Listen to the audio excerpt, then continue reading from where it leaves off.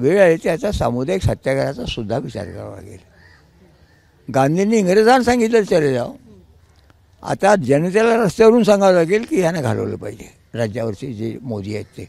लोकशाहीच्या वस्त्रहरणाविरोधात ज्येष्ठ कार्यकर्ते बाबा आढाव हे 3 दिवसांपासून आंदोलन करतात. आज त्यांच्या आत्मक्लेश उपोषणाचा 3रा दिवस आहे आणि शरद पवारांनी देखील त्यांची भेट घेतली आहे. बाबा, शरद पवारांनी काही वेळापूर्वी तुमची भेट घेतली आहे, काय नेमकं तुमचं आणि त्यांचं बोलणं झालं? ते जाहीरपणे झालं आहे, त्यामुळे काही त्यांच्यापुढे ते भेटायला आलेले आहेत आणि त्यांना ते असं म्हणाले की या उपोषणामुळे जरा वेगळी चालना मिळाली आहे. दिल्लीमध्ये विरोधी पक्ष वगैरे माझ्यामुळे पण जमणार आहेत आणि ते याच्याबद्दल जे काही सगळं झालं आहे या सगळ्या काळात याच्याबद्दल तो याच्याबद्दल भूमिका ठरवणार आहेत असं त्यांनी सांगितलं. आम्ही त्यांना सांगितलं आहे की विरोधी पक्ष जर गारठले तर काही होणार नाही, मग जनतेला रस्त्यावर आणावं लागेल असं आम्ही त्यांना सांगितलेलं आहे. आज अनेक ठिकाणी तुमच्या आंदोलनाला पाठिंबा मिळतोय, राज्यात अनेक ठिकाणी आंदोलन होणार आहे.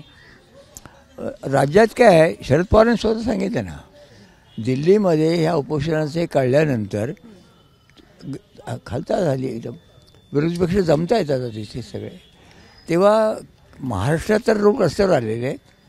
आता देशामध्ये कळलं, देशामध्ये निवडणूक महाराष्ट्रात झाली त्यामुळे महाराष्ट्रात राहिलं, परंतु आता या प्रश्नाची व्यापकता लक्षात घेऊन देश पातळीवरच भूमिका घ्यायला सुरुवात झालेली. तुमचं असं म्हणणं आहे की सरकारने जे काही ठरवलेले मुद्दे होते किंवा संसदेचे जे काही घटनात्मक जे मुद्दे होते त्याला सोडून निवडणूक केली आणि पैशांचा वापर करण्यात आला होता? नाही, घटनेत कुठं मान्यता आहे पैसे वाटायला? याना निवडणुकीमध्ये वाटलेले प्रकार केलेले आहेत.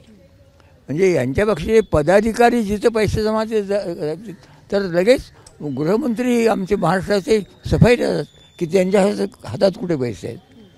कमाल आहे. आता जिथे पैसे सापडलेत तिथे यांचे अध्यक्ष असतात आणि त्यांच्या हातात नाही म्हणतात. म्हणजे हा खेळ चालला आहे दबाडीचा, अत्यंत निंद्य आहे असं माझं म्हणणं आहे. आणि अदानी प्रकरणाचा उल्लेख केला त्यांनी, याचा उल्लेख केला नाही, शरद पवारांनी उल्लेख नाही केला.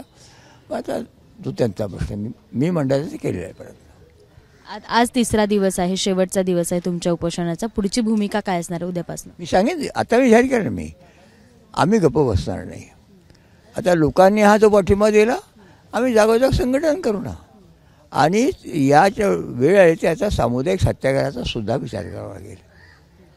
गांधींनी इंग्रजांना सांगितलं चले जाओ, आता जनतेला रस्त्यावरून सांगावं लागेल की ह्यानं घालवलं पाहिजे राज्यावरचे जे मोदी आहेत ते, जे परवा करत नाहीत, वर्तमानपत्रांना भेटत नाहीत, पार्लमेंटमध्ये हजर राहत नाहीत, परदेशातून परस्पर जाहीर करतात अदानी पाठिंबा, हे अत्यंत निंद्य आहे.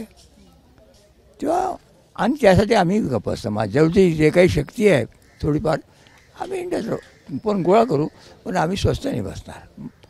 काही झालं तरी आम्ही शांत बसणार नाही. आम्हाला लोकांचा सपोर्ट मिळतोय, त्यांचा पाठिंबा मिळतोय आणि सरकारच्या विरोधात किंवा मोदींच्या विरोधात आम्ही लढायला तयार असणार आहोत, असं मत बाबा आढाव यांनी 95व्या वर्षी व्यक्त केलंय.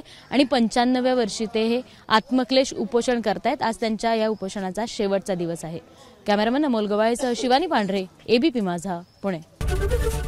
एबीपी माझा, उघडा डोळे बघा नीट.